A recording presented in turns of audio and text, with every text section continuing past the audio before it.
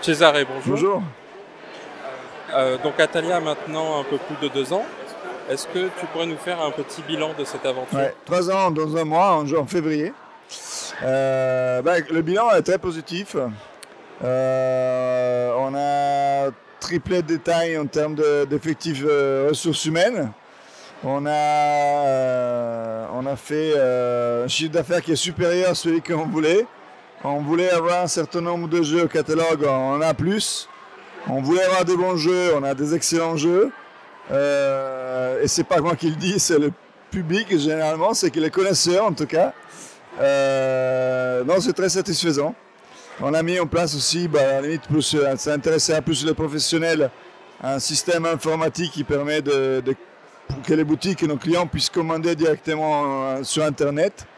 Chose que même certains grands n'ont pas. Donc on est très content de là où on est arrivé en 3 ans.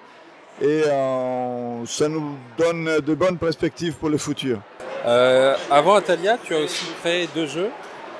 Est-ce que tu peux nous en parler? Avant Atalia, moi, oui, c'est comme ça que j'ai découvert le monde du jeu. Il y a très très longtemps, j'avais créé un jeu de gestion d'une équipe de Formule 1. C'était un petit jeu racing que j'avais à utilité parce que de toute façon, ça coûtait rien. C'était les amis qui disaient vas-y, il est sympa, vas-y. C'est des gens qui ne connaissaient absolument rien au monde du jeu. Et c'est comme ça que j'ai découvert l'univers des salons, machin. Ça m'a plu.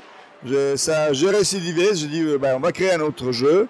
C'était Robotrock que j'ai utilité également initialement avec l'expérience de Racing. Donc beaucoup d'erreurs sur Racing n'ont pas été commises. Alors Racing, pour ceux qui le connaissent, généralement apprécient la mécanique, mais tout ce qui était marketing, le visuel, le packaging, tout ça, c'était à revoir à 100%, vraiment c'était très mauvais. Mais bon, ça fait de l'expérience quand même. Et Robotalk, effectivement, ça allait beaucoup mieux. Alors pas tellement en France, à la limite, mais plutôt à l'étranger. Ça a été édité avec la même illustration en Russie à plusieurs reprises, en Chine, au Brésil. Voilà, je l'ai distribué moi-même aux États-Unis, ça s'est bien marché.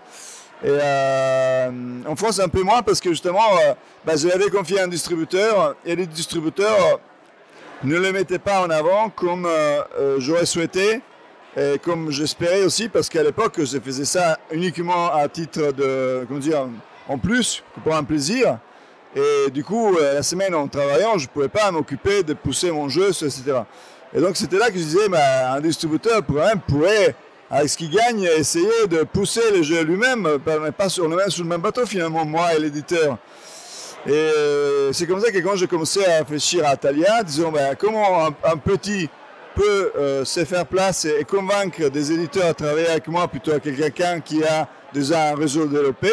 C'était l'une des particularités au départ, c'est de dire, moi, je suis sur tous les festivals et je pousse le jeu aussi bien que l'éditeur lui-même. En tout cas au début, parce que une fois que tant qu'elle est nouveau, après forcément, ici par exemple à Ludens, on nous a confié cette table, on ne peut pas présenter plus de 7 jeux forcément.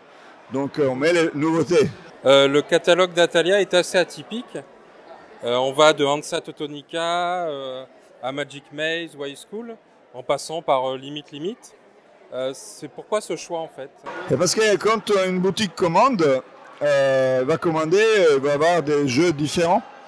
Donc la politique d'Atalia, c'est simple, c'est de sélectionner des jeux qui soient le meilleur possible.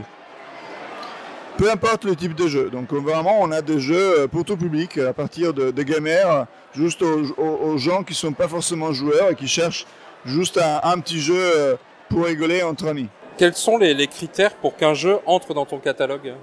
Qu'il soit bon. Non, mais après, il y a d'autres critères, bien sûr. Il faut que finalement, je gagne quand même un peu d'argent, hein, bien sûr. Il faut que je paye mes salariés, que je me paye toutes les dépenses. Venir ici, ça a un coût. Et puis aussi que visuellement on soit beau aussi, parce que de plus en plus maintenant, un jeu ne capte pas l'attention rien que par l'aspect visif. En boutique, il y a tellement de jeux. Du coup, ça risque de passer inaperçu. On a des exceptions, des jeux qui sont moches, qui ne sont pas forcément aussi jolis que les autres, mais qui fonctionnent bien parce que ils ont fait du buzz, etc. Bon, ça, quand il y a eu des youtubeurs qui ont fait la vidéo parce que c'est super drôle, ça a été vu par des millions de personnes, donc forcément après il y a bouche-à-oreille qui s'est créé et c'est un succès même si graphiquement il est basique. Okay, on a des jeux qui sont beaucoup plus jolis, on a des jeux qui...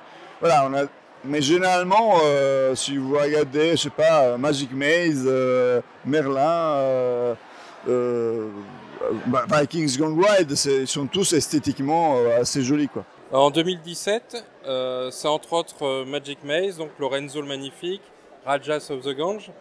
2018, ce sera quoi?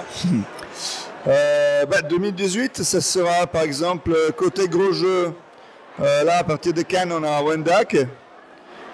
C'est un jeu qui est sorti à Cannes, qui devait sortir fin de l'année dernière, mais puis il n'y en a pas eu assez, parce que c'est parti beaucoup plus vite que prévu à Cannes. C'est un gros jeu qui surprendra les gamers. Côté Queen Games, qui est l'un de nos partenaires depuis 2017, effectivement, on a commencé à travailler en janvier de l'année dernière.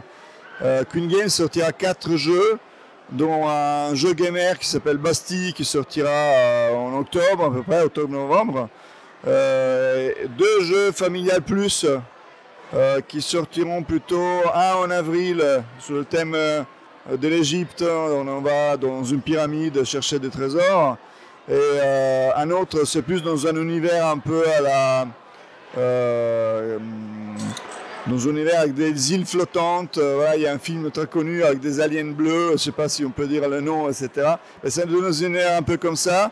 C'est un jeu où il faut effectivement créer son royaume, on va dire, d'îles, avec des ressources, avec des actions. C'est un jeu de choix d'action très très intéressant qui va sortir normalement en juin, qui s'appellera Skyline, normalement. Et puis c'est toujours Queen Games, il y a un jeu familial un peu à la Magic Maze quelque part, assez original, qui va sortir en novembre également. Un peu plus light que Magic Maze, encore plus party game, donc un peu moins joueur, voilà, ça dépend.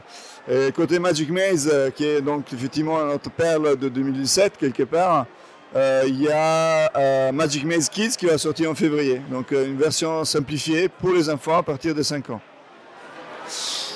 Quoi d'autre? On a des jeux qu'on va localiser, on reste mixte entre localisateur et distributeur. De jeux, on a des jeux qui viennent de Taïwan, certains. On a un jeu tout simple du même éditeur de ça, donc Ursh. Le seul défaut de cet éditeur, c'est que je ne sais pas prononcer le nom. C'est allemand.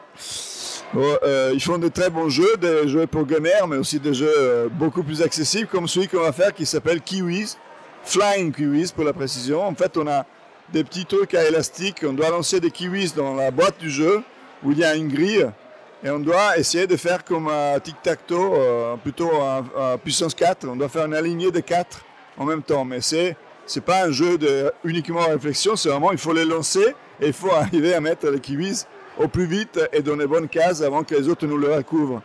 Voilà, donc c'est un jeu où il y a des disques qui volent partout, frénétique, drôle comme c'est pas possible. Le seul défaut qu'il va avoir, c'est que moi je dois trouver une solution pour faire en sorte qu'on puisse jouer en salon sans qu'on court partout à récupérer les pièces. Parce qu'à la maison ça va, au salon ça va être un peu plus compliqué. Voilà. Cesare, merci. Ben voilà, ne suivez pas, on en va plein d'autres nouveautés, mais sinon c'est la vidéo, ça risque d'être trop longue.